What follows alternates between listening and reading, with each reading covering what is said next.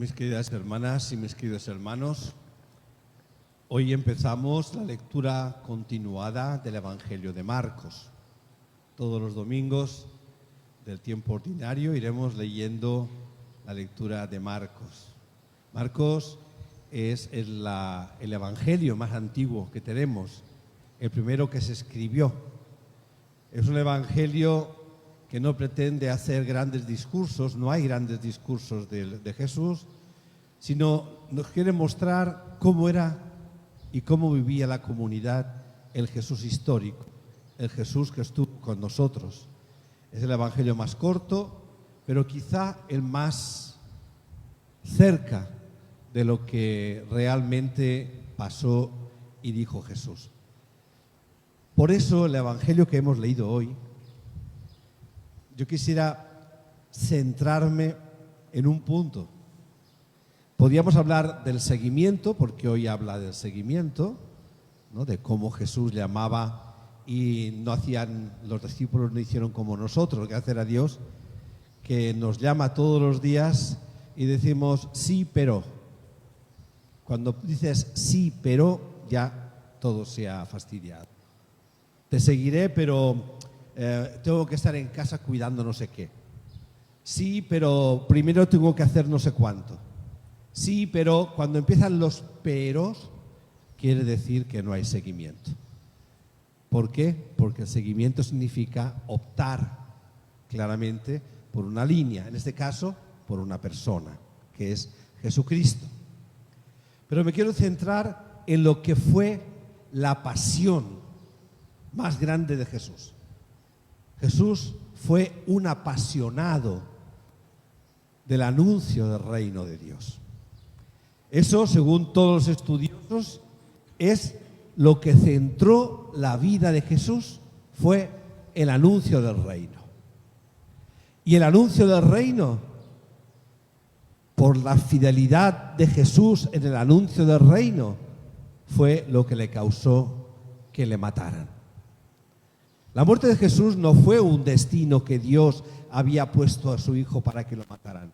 Los que dicen eso son auténticos animales que convierten a Dios en un sangriento verdugo. ¿A quién se le ocurre decir que un padre envíe a su hijo para que lo maten? Eso solamente se le ocurre decir a gente con mentes muy enfermas, muy enfermas. Dios no envió a su hijo al mundo para que lo matásemos, ni mucho menos, ni de lejos. La muerte de Jesús, como hemos explicado muchas veces en Semana Santa, los que vienen a los cultos de Semana Santa, saben perfectamente bien que la muerte de Jesús fue la consecuencia de cómo vivió. Él vivió de una manera, habló de una manera que molestó a los poderosos. Molestó al templo de su tiempo y molestó a los políticos de su tiempo. Y tanto molestó que se aliaron los dos para asesinarlo. ¿Pero qué fue lo que molestó tanto? Porque en todos los evangelios coinciden que la gente decía, este hombre lo ha hecho todo bien.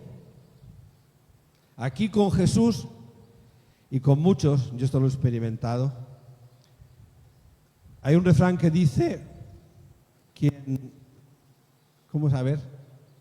Quien siembra tempestades cosecha, no, ¿cómo es? No me acuerdo, ¿cómo es? No, tormentas. ¿Qué viene a decir eso? Sí, sí. O dime lo que haces y te diré quién eres. También. En Jesús no se da esto. Ese refrán no siempre funciona y yo también lo he experimentado muchas veces. Cosechas odios cuando intentas sembrar el bien. Jesús pasó haciendo el bien. Jesús pasó estando al lado de los pobres, de los necesitados, del pueblo, pero el pueblo entendido como lo más bajo de la sociedad. Yo te he dicho muchas veces en las homilías que esto en el Evangelio en griego se dice oklos. Dice la gente le seguía, no, la gente le seguía no, la gente y mí. La gentuza dirían entonces. Los enfermos, los marginados, los delincuentes, las prostitutas, todos aquellos que nadie quería, iban con él. Por eso le criticaban tanto y decían, mira, este va con borrachos y con pecadores. Sí, efectivamente. Su forma de vivir y su forma de lo que anunció molestó tanto, que desde el principio, desde la primera predicación en la sinagoga de su pueblo, ya decidieron matarlo. Desde la primera predicación en la sinagoga de Nazaret. Y lo mataron precisamente por ser apasionado del reino. Él nunca explica qué es el reino de Dios. Jesús nunca lo explica. Nos lo cuenta y lo vive. ¿Y cómo nos lo cuenta? Con las parábolas que todos conocemos. El reino de Dios es como un grano de mostaza. El reino de Dios es como una perla, como un tesoro. Una vez un hijo se fue de su casa y su padre le abrazó cuando volvió. A través de las parábolas nos va diciendo qué es el reino de Dios. ¿Qué significa reino de Dios? Hoy en día decir reino no pega mucho porque eso de las monarquías es una cosa viejuna y que ya tiene poco sabor para nosotros. ¿Pero qué significa? Significa lo que siempre repetimos, vivir al estilo del Dios amor. Construir la sociedad al estilo que Jesús nos enseñó, al estilo de la misericordia, de la compasión, de la solidaridad, de la paz, de la honestidad. Ese estilo que Él vivió constantemente, el estilo que Él nos anunció de un Dios que ama, de un Dios que perdona, de un Dios que abraza, de un Dios que acompaña, de un Dios que es consuelo, de un Dios que es vida, de un Dios que es paz, de un Dios que es solidaridad. La pasión que vivió esto le llevó a la muerte, como a tantos cristianos durante toda la historia, incluso en nuestro pueblo, los que intentan vivir un poco ese reino de Dios son calumniados, perseguidos, heredera. Eso no pasará nunca en la historia. Si a Jesús le pasó, y Él nos lo dijo, cuánto más a ustedes. Les dejarán solos, como a Él, sus apóstoles, le dejaron solo. Pero esa pasión con la que Él vivía, era lo que hacía posible que contagiara a los demás el ansia de hacer un mundo de ese estilo. Vemos como los discípulos les llaman y responden enseguida, porque habían escuchado cómo hablaba, habían oído lo que proponía, le habían visto a Él, porque recuerden que Jesús no predicó una doctrina, no, Él predicó un acontecimiento, la venida de ese reino. Con Él llega la posibilidad de vivir así. Con Él llega la posibilidad de que el mundo entero pueda vivir bajo el reinado de Dios, bajo el estilo del Dios amor, bajo esa forma nueva de entender a Dios como Padre, no como juez. Ese estilo tan maravilloso que Él nos enseñó y que nos apasiona, ahí me incluyo yo, nos apasiona a los que hemos visto y oído lo que Jesús dijo e hizo. La pasión por el reino de Dios debiera ser aquello que nosotros nos quemara por dentro, nos quemara de tal manera que fuera imposible vivir sin contagiar a los demás ese acontecimiento de alegría, de paz, de justicia. El acontecimiento del reino que ya está en ustedes, que ya está en cada uno de nosotros. Aquí Jesús dice una cosa muy importante en el Evangelio. Dice, proclamaba la buena noticia de Dios diciendo, el tiempo se ha cumplido, el reino de Dios está cerca.